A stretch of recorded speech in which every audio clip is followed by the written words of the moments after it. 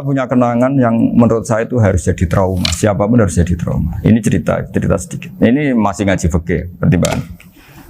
Ada orang itu sangat khusyuk, sangat khusyuknya di rumahnya Pak Wafa itu nggak ada TV, nggak ada motor, nggak ada apa saja. Ketika anaknya berkembang agak dewasa, itu pertama naik motor, itu ya utang jasa sama kawan-kawannya. Pertama dia ngelihat nikmati TV ya dari kawan-kawannya. Corong Jawa, mbek tanggane lah. Padahal orang tuanya ini protektif justru karena banyak tangganya sih nggak pati Islami lah. Ya mereka orang Islam tapi ya nggak sholat, nggak apa. Singkat cerita orang tuanya ini datang ke rumah saya nangis. Nangis Gus, sekarang saya ikrar bahwa mazhab Abah jenengan Kiai Nur Salim, bapak saya itu mazhab jenengan itu lebih hebat timbang mazhab kula. Nangis dia. Dulu saya itu agak menyalahkan Kiai Nur Salim jenengan karena longgar di rumah ada TV, ada motor. Terus dia cerita. Ya karena anaknya ini pertama bisa naik motor. Untuk anak ABG ini kan jasa yang luar biasa.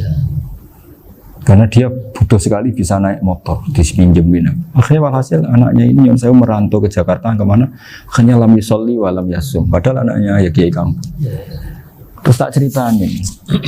Akhirnya dia tanya, kenapa sih Gus jenengan sama Abah kok longgar gitu sama anak? Terus tak ceritain gini Pak Arifin. Menurut ilmu al-insan abdul ihsan, manusia itu budaknya kebaikan. Karena utang jasanya sama anak ini, ya dia akan ainut anak ini. Sementara kenangannya mbek jenengan mbok amui. Tidak boleh. Dia baru ngakui ya Gus saya itu nyun sewu hanya khusyuk tapi kurang ilmu. Tadi dia hanya berdasar khusyuk. Bocah kok main delok TV kan pikirannya hanya gitu.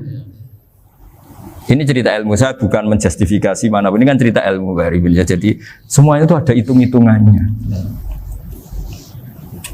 Coba kalau kita terlalu stakung anak pertama naik motor jasanya orang nggak sholat ya. Pertama roh TV jasanya orang nggak sholat. Coba terikatnya anak ini sama kita apa sama orang itu? Sama orang itu. Bayangkan kalau umur ABG. Kalau umur sak pari pun Pak Wafa ini nafsu astagfirullah kan. Gue job tuwa nome ora. Gaya tok. Bareng tuwa udah khusus gue gaya tok. Aslinya namanya bodoh. Ya saya sama-sama semua. Cuma saya kan lebih jujur dari biasa.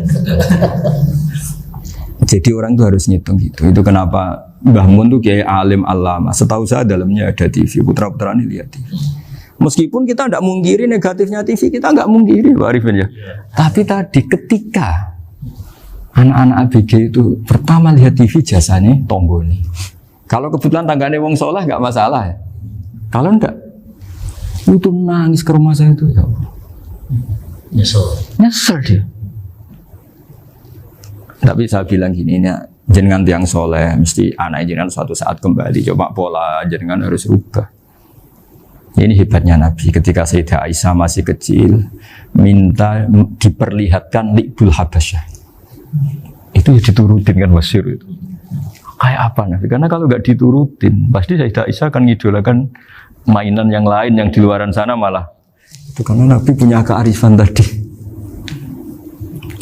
Jadi ini kan ilmu, lagi-lagi ilmu. Jadi yang semua itu harus dibaca dengan ilmu. Makanya kata Nabi, ad-dunya mal'unatun mal'unun fiha illa dzikrawah wa ma'alahu aw aliman aw muta'alliman. Karena dunia ini hanya bisa dibaca dengan ilmu. Yang diridai Allah maksudnya hanya bisa